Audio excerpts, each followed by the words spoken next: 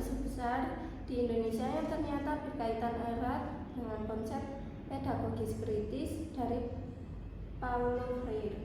Isunya apa? Yang pertama adalah kasus guru yang tercatat sebagai pelaku kekerasan terbanyak di sekolah, dan yang kedua kontroversi RUU KUHP yang ramai dibicarakan karena berpotensi mengancam kebebasan warga. Baik, di samping saya ada narasumber yang akan menemani di podcast kita hari ini. Baik, silakan perkenalkan diri. Baik, perkenalkan, nama saya Naswa Dwi Sabrina dari Prodi Bikin PAUD yang akan menemani host menjadi narasumber di hari ini.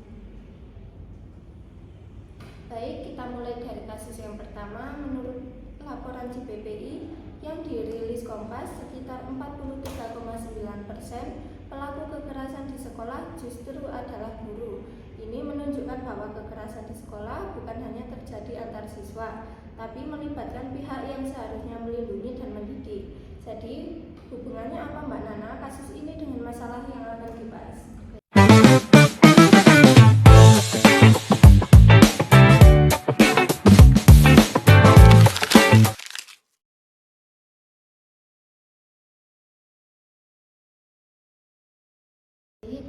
Saya mengambil kasus ini karena sangat berhubungan dengan materi saya, yaitu salah satu prinsip-prinsip Paulo, yaitu emosi cinta, gairah, keterlibatan kritis. Nah, hubungan yang membebaskan itu bukan menindas. Kasus guru sebagai bullying terbesar itu menunjukkan kegagalan pendidikan dalam menerapkan prinsip dari Paulo, yaitu emosi cinta, gairah, keterlibatan kritis. Kasus ini berhubungan karena apa? Karena tidak ada cinta dan empati, tidak ada relasi dialogis, hanya kekuasaan saja. Terus lingkungan emosional juga tidak aman, juga menghambat perkembangan kritis siswa. Nah, artinya sekolah belum menjalankan pendidikan sebagai proses pemerdekaan, tetapi justru menciptakan hubungan penindasan seperti yang ditentang oleh Paulo. Jadi kasus ini guru sebagai pelaku bullying terbesar menunjukkan kegagalan pendidikan dalam menerapkan prinsip Paulo, yaitu emosi cinta, gairah, keterlibatan kritis. Nah, karena apa? Karena dengan berita seperti ini bahwa sudah terjadi jika tidak ada cinta dan empati antara guru dengan siswa, tidak ada relasi dialogis, hanya kekuasaan saja. Terus yang ketiga yaitu lingkungan emosional tidak aman dan bisa menghambat perkembangan kritis siswa. Nah, artinya sekolah itu belum menjalankan pendidikan sebagai proses pemerdekaan, tetapi justru menciptakan hubungan penindasan seperti yang sangat ditentang oleh Paulo Freire. Nah, itu. Dari hubungan kasus tadi dengan masalah yang dibahas tadi, untuk solusinya apa ya Mbak Nana? Solusinya untuk mengatasi guru ya sebagai pelaku bullying itu, yang pertama bisa pelatihan wajib bagi guru tentang empati, etika, dan pendidikan berbasis cinta. Nah, seperti guru perlu mendapatkan pelatihan pengelolaan emosi, pendidikan tentang pedagogi cinta, cara mengajar tanpa kekerasan, dan teknik menangani siswa dengan humanis. Nah, tujuannya itu membentuk guru yang lebih empatik, sabar, dan menghargai martabat siswa sesuai prinsip yang dituangkan oleh Paulo. Yang kedua yaitu membuat sistem pelaporan yang aman, rahasia, dan non represif. Ini seperti pernah terjadi di sekolah saya dulu SMA, ketika sekolah itu membuat kotak di mana seorang siswa itu bebas ketika ada ketidaknyamanan di sekolah, mereka itu bisa mencatat apa yang tidak disukai. Nah, jadi dimasukkan di kotak tersebut tanpa ada nama. Jadi mereka siswa itu bebas menggunakan kotak itu. Jadi nanti guru bisa membaca apa yang tidak disukai di sekolah itu, aturan di sekolah itu. Jadi seperti yaitu membuat kotak pengaduan anonim, hotline sekolah, pelaporan digital langsung ke pihak ketiga. Nah, jadi ini juga bisa membuat digital yang dimana siswa itu melaporkan lewat media dan itu langsung ke pendidikan. Jadi langsung bukan ke sekolah, tapi mereka langsung melaporkan bahwa sekolahnya itu ada sesuatu yang salah dan langsung dilaporkan ke pemerintah, yang langsung ke Menteri Pendidikan. Nah, itu dan ada perlindungan saksi dan korban. Jadi harus ada perlindungan seperti yang BK itu. BK. Nah, dengan begitu siswa itu bisa bersuara tanpa takut kalau seperti itu. Jadi kan soalnya nggak ada tanpa nama. Yang ketiga yaitu membangun budaya sekolah berbasis caring community. Ini sekolah harus dibangun sebagai komunitas yang saling mencintai. Ini juga bisa melalui program teacher student bonding, terus kegiatan refleksi dan dialog bulanan. Jadi setiap kelas itu mempunyai guru pendamping yang setiap bulan itu apa yang dikeluhkan oleh siswa. Nah, siswa itu bisa bicara apa yang dikeluhkan selama sebulan itu. Nah, yang ketiga, forum kelas untuk menyelesaikan konflik secara damai. Jadi mempunyai forum ketika ada masalah pertengkaran, dan di situ ada kelas membuat kelas yang dimana yang bermasalah dua pihak ini bisa diselesaikan secara baik-baik di kelas itu. Nah, yang keempat, guru dituntut menjadi teladan kasih sayang dan integritas. Nah, jadi ini sesuai prinsip Freire bahwa pendidikan itu harus berlandaskan cinta dan humanisasi. Itu. Yang keempat yaitu menyiapkan konselor sekolah dan psikolog yang standar. Jadi yang itu banyak sekolah tidak punya layanan kesehatan mental. Solusinya itu bisa menambah psikolog profesional di sekolahnya. Untuk di sekolahnya. Ya, untuk di sekolahnya. Terus pemeriksaan rutin kondisi psikologis siswa. Jadi tidak harus menunggu siswanya yang berpsikolog ke gurunya. Jadi langsung gurunya mempunyai jadwal setiap bulan itu untuk memeriksa kondisi mental siswanya. Jadi yang itu banyak sekolah tidak punya layanan kesehatan mental. Solusinya itu bisa menambah psikolog profesional di sekolahnya. Untuk di sekolahnya. Ya, untuk di sekolahnya.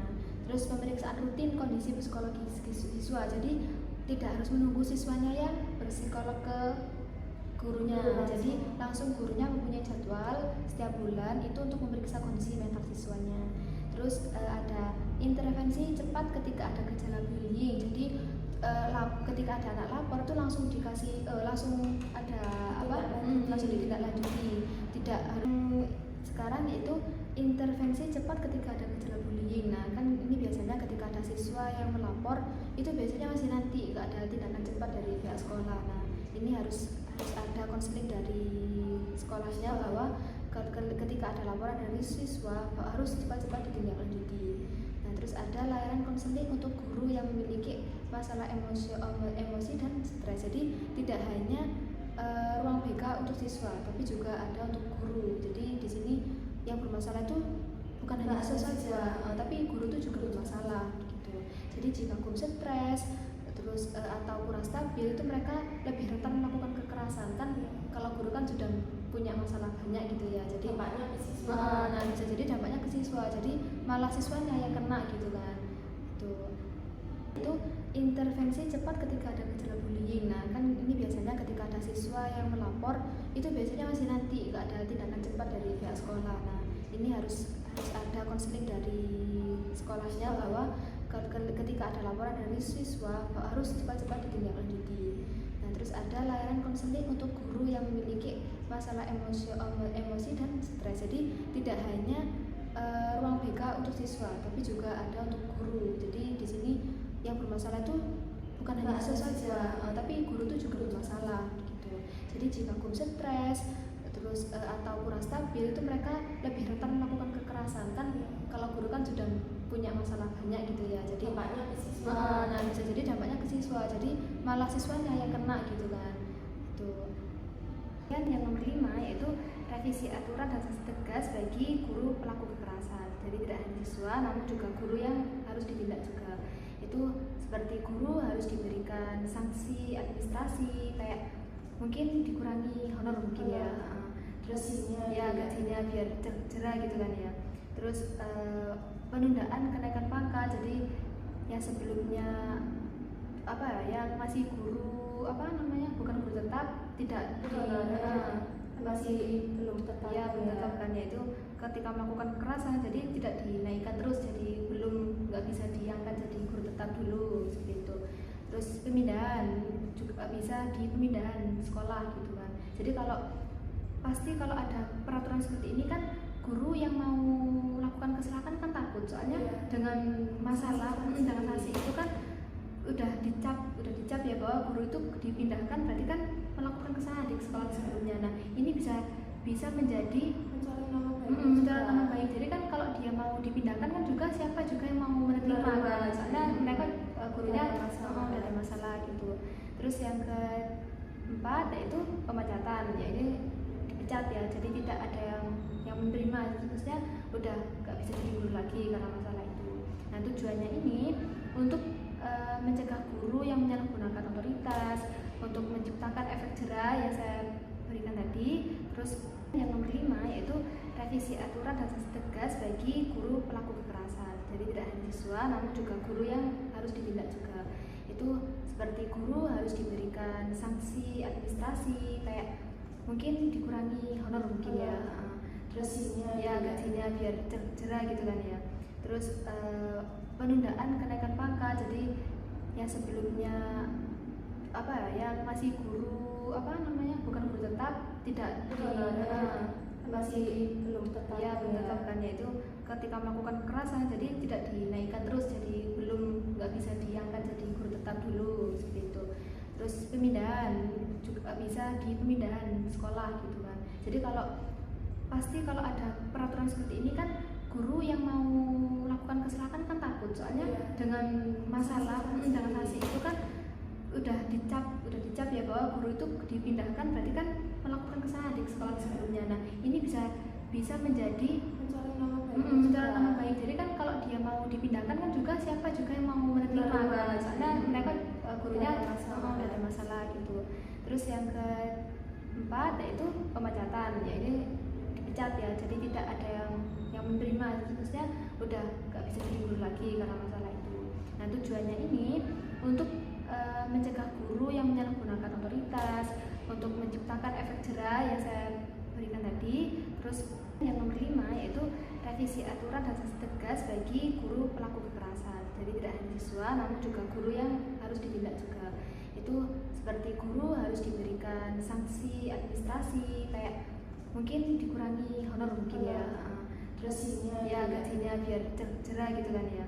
Terus penundaan kenaikan pangkat, jadi yang sebelumnya yang masih guru bukan guru tetap tidak masih belum tetap belum tetap kan, yaitu ketika melakukan kekerasan jadi tidak dinaikkan terus, jadi nggak bisa diangkat jadi guru tetap dulu seperti itu.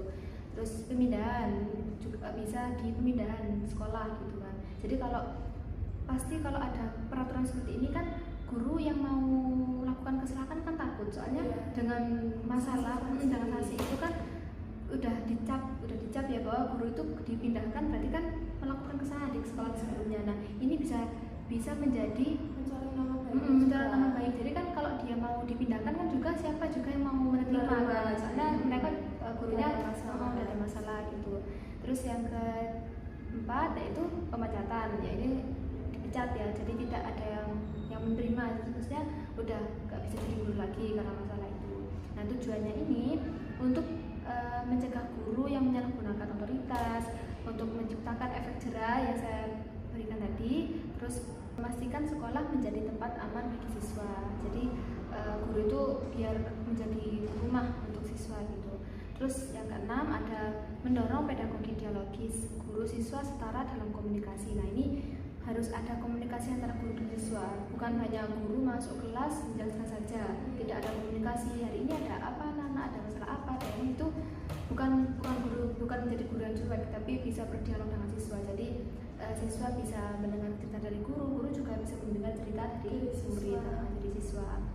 Nah terus ada yang ketujuh yaitu mengurangi budaya hukum dan otoritarisme di sekolah, seperti menggantikan hukuman keras dengan restoratif justice, itu menggantikan hukum keras dengan pendekatan solusi bukan kekerasan, terus mediasi atau memahami penyebab perilaku siswa, terus juga disiplin positif. Jadi bukan ketika ada siswa bermasalah bukan dihukum dengan bukan dihukum dengan kekerasan, tapi juga kenapa kok kamu tuh harus gini, jadi harus benar-benar diberi ruang untuk siswa kenapa kamu gini, bukan harus langsung ditindaki hukuman kekerasan. Kan bisa juga diganti dengan hukuman itu malah memberikan manfaat, seperti bukan hukuman kayak apa ya, berdiri berjemur atau bagaimana, kan bisa digunakan dengan contohnya seperti apa, membersihkan sekolah, membersihkan selokan, terus atau bisa apa, dulu kalau aku di pesantren dulu tuh disuruh menulis istighfar di buku sebanyak. Jadi kan manfaatnya juga dari dirinya sendiri kan, bukan dihukum malah bukan dihukum yang tidak ada manfaatnya gitu loh. Jadi ada dampak baiknya ke dirinya gitu. Jadi guru itu dilatih untuk memandang siswa sebagai manusia, bukan objek disiplin. Yang ke-8 ada keterlibatan orang tua dan komunitas. Nah, ini solusi melibatkan itu forum orang tua, ada apa, setiap minggu atau mungkin grup khusus untuk wali murid gitu ya. Terus edukasi tentang bullying, kolaborasi dengan tokoh masyarakat, dan pengawasan bersama. Nah, budaya sekolah yang aman itu harus dibangun kolektif, bukan hanya oleh guru saja. Jadi harus terlibat banyak orang, juga orang tua, dari apa itu edukasi tentang bullying kan biasa edukasi kan bukan dari orang tua dan guru saya. Jadi kolektif itu bukan hanya dari guru, dari luar juga, dari pihak orang tua. Terus itu yang saya bilang tadi, edukasi tentang bullying itu kan juga bisa apa, melibatkan dari orang luar kan untuk memberi edukasi pada siswa. Yang ke-9 ada monitoring rutin oleh dinas pendidikan. Nah, ini dinas pendidikan itu juga apa namanya ya, itu loh kayak ke sekolah-sekolah, mengunjungi ke sekolah. Iya, mengunjungi untuk memberi edukasi ya, itulah sama kayak setiap monitoring rutin oleh dinas itu ya, ini yang kata saya edukasi tentang bullying dari luar itu termasuk ini. Dinas pendidikan ini juga rutin ke sekolah-sekolah untuk memberikan edukasi kepada siswa. Jadi kolektif itu bukan hanya dari guru, dari luar juga, dari pihak orang tua. Terus itu yang saya bilang tadi, edukasi tentang bullying itu kan juga bisa apa, melibatkan dari orang luar kan untuk memberi edukasi pada siswa.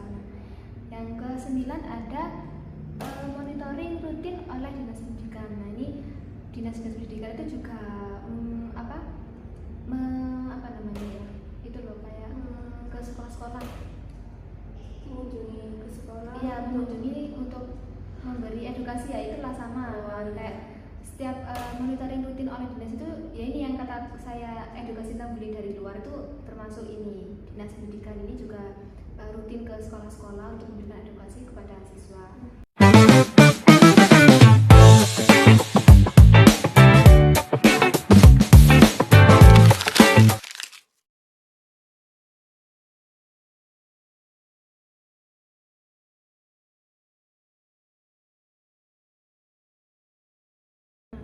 Dari kasus 2 ini, yaitu kasus RUU KUHP, itu penyadapan tanpa izin hakim, pembukuan rekening dan jejak digital, penyitaan HP, laptop tersangka, penangkapan atau penggeledahan tanpa bukti yang telah saya sebutkan tadi. Itu hubungannya dengan kasus materi saya itu ya dengan pedagogis politis. Nah, itu hubungannya. Pendidikan itu kan selalu berhubungan dengan kekuasaan, politik, kebebasan, dan perjuangan melawan penindasan. Nah, guru maupun siswa itu perlu memahami realitas sosial politik agar tidak mudah ditindas atau dibungkam. Nah, jadi isu ini tuh relevan dengan pedagogis politis karena pendidikan tidak bisa diam terhadap kebijakan yang seperti ini. Kayak kan kebijakan RUU ini kan bisa mengancam kebebasan warga, berpotensi mengurangi kebebasan warga, membuka peluang penyalahgunaan wewenang. Nah, menuntut masyarakat memahami dinamika politik dan hukum menjadi bahan pembelajaran untuk. Jadi ini itu dapat mengancam kebebasan warga, dapat membuka peluang penyalahgunaan wewenang. Nah, dapat juga menimbulkan potensi penyalahgunaan kekuasaan, membuka kritik atau suara politik. Jadi kasus RUU KUHP ini sangat berhubungan dengan pedagogis politis karena apa? Karena menunjukkan relasi kekuasaan yang dapat menindas masyarakat. Kan polisi yang harusnya menjadi keamanan bagi warga malah dengan seenaknya gitu kan, yang membuka privasi masyarakatnya sendiri. Terus menuntut masyarakat memahami dinamika politik dan hukum. Jadi harus benar-benar paham bahwa ini tuh hukum. Nah, sedangkan meskipun ini hukum kan ini tetap privasinya warga gitu kan. Terus juga menjadi bahan pembelajaran untuk membangun kesadaran kritis sejalan dengan tujuan Freire, itu membebaskan, bukan membungkam warga. Jadi menurut Freire itu prinsip pedagogi menurut Freire itu membebaskan, bukan malah membungkam, bukan malah membungkam suara warga. Itu kan haknya warga gitu kan. Jadi harus ini tuh berhubungan sekali karena politik itu, karena pendidikan itu tidak jauh dari kata politik. Jadi ini RUU KUHP ini sangat berhubungan dengan kondisi saat ini, yaitu RUU yang diubah sangat tidak relevan, maksudnya sangat tidak banyak yang tidak setuju dengan tidak sesuai kan. Jadi siapa kan juga yang mau tiba-tiba kita pas di jalan bisa ditangkap menjadi pelaku pencurian, atau padahal kita kan juga bukan pelakunya dan bahkan polisinya juga nggak ada bukti, namun tetap bisa ditangkap gitu. Jadi tidak ada surat penggeledahan, tidak ada surat bukti bahwa siapa pelakunya, tapi dengan kekuasaan polisi tadi, dengan seenaknya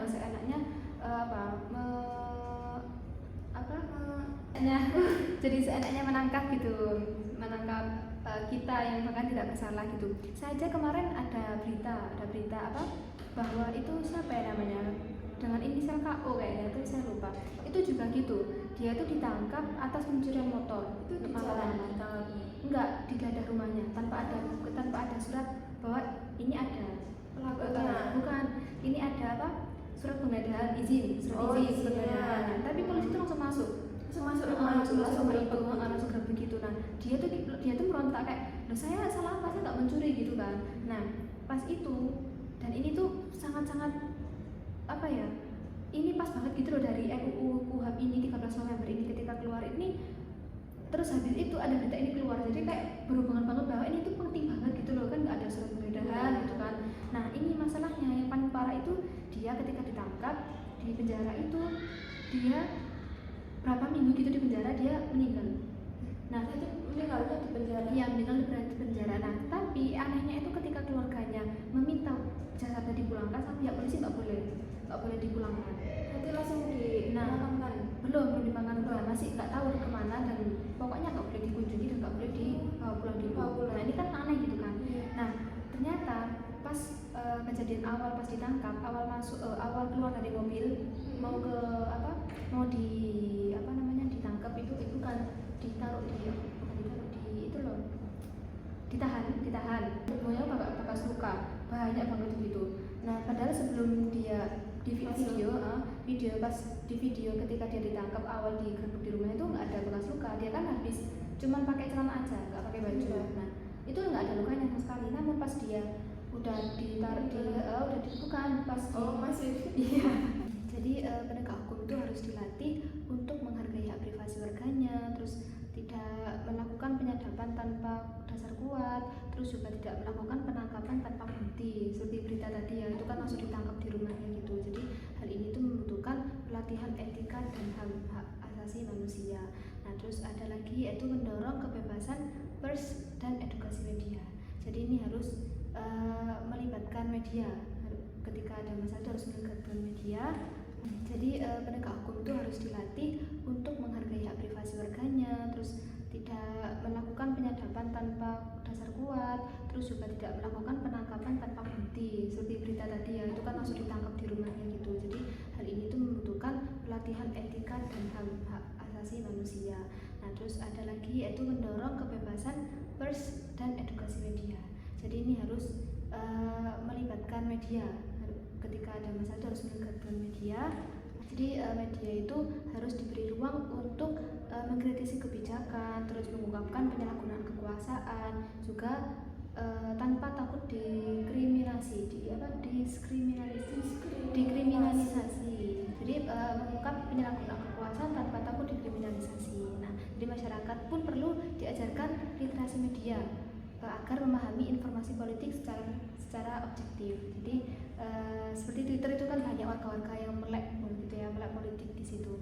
Terus ada juga melibatkan masyarakat dalam advokasi. Jadi organisasi masyarakat itu bisa melibatkan, seperti bisa membuat petisi, terus memberi edukasi hukum gratis, atau melakukan kampanye. Jadi ini adalah bentuk aksi pembebasan menurut Freire. Jadi menurut Freire dengan pendidikan pedagogi politis ini dapat disimpulkan bahwa ini adalah bentuk aksi pembebasannya. Itu juga ada seperti revisi ulang. Jadi ketika ada masyarakat yang padahal masyarakat itu banyak yang tidak setuju ya dengan revisi RUU itu, jadi ketika pemerintah itu tahu bahwa banyak media yang tidak setuju, itu harusnya ada revisi ulang, harus ada revisi ulang pasal-pasal yang bisa membahayakan warganya seperti itu. Itulah langkah yang sejalan dengan pedagogis politis Paulo Freire gitu. Jadi dari dua masalah ini udah ada solusinya ya menurut Paulo gitu. Menurut solusi yang apa? Jadi dari dua masalah ini udah ada solusinya ya menurut Paulo gitu. Menurut solusi yang apa? Dua kasus ini solusinya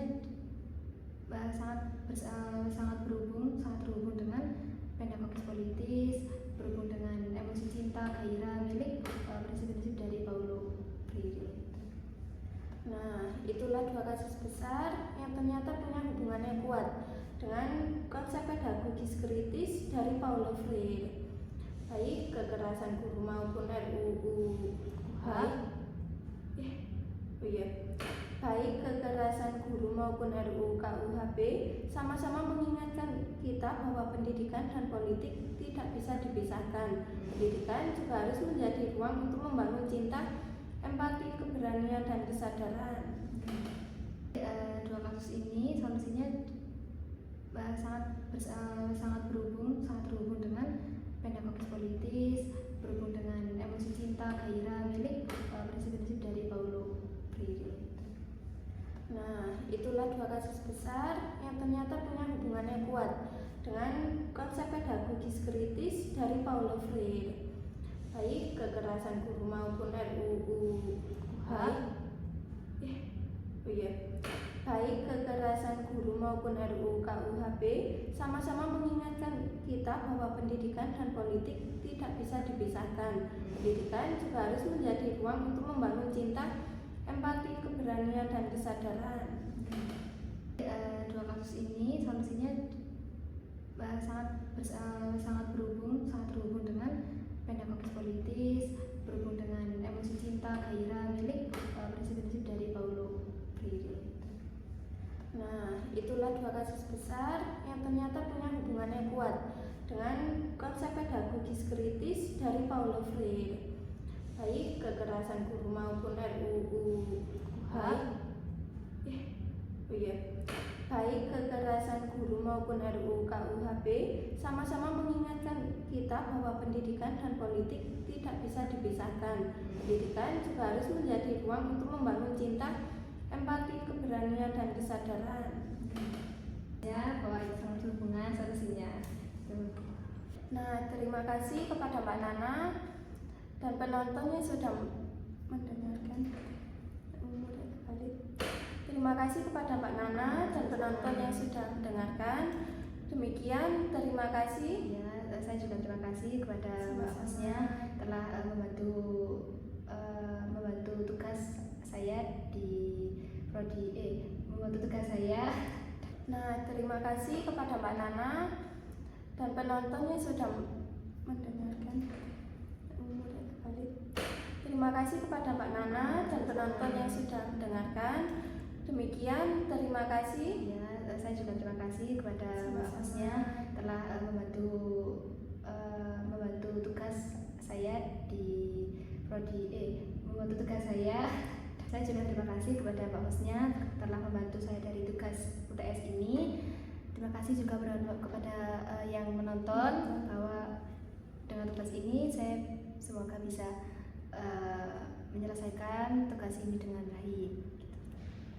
Sekian dari kami. Terima kasih. Wassalamualaikum warahmatullahi wabarakatuh. Saya juga terima kasih kepada Mbak Hostnya telah membantu saya dari tugas UTS ini. Terima kasih juga kepada yang menonton bahwa dengan tugas ini saya semoga bisa menyelesaikan tugas ini dengan baik. Sekian dari kami. Terima kasih. Wassalamualaikum